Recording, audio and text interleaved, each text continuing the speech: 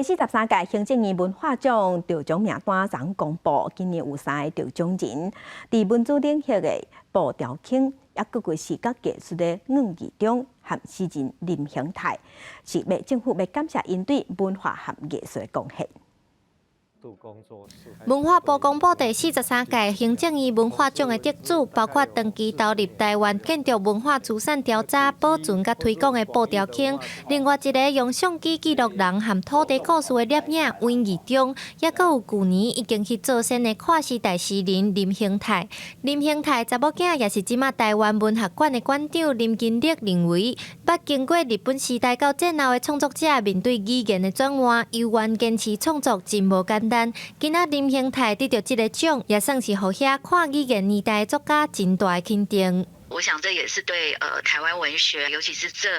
跨语言的这个世代的作家的一个肯定啦，就是他们对于这个 台湾的关注的这种坚持。在台南成长大汉，后来搁伫城大教册的布条卿强调，透过文化资产来了解家己成长的国家，是一件非常重要的代志。从事文资大概有40年左右的时间。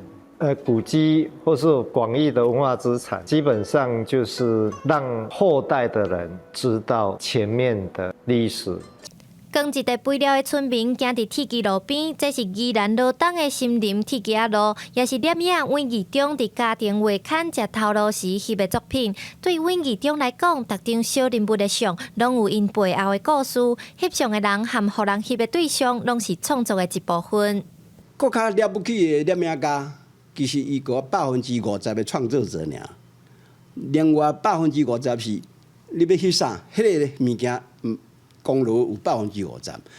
阮义忠目前拢在整理过去毋捌发表过的作品，定期伫阮义忠台湾故事馆和其他艺术家合作展览，期待甲搁较侪作品提出来和大家分享。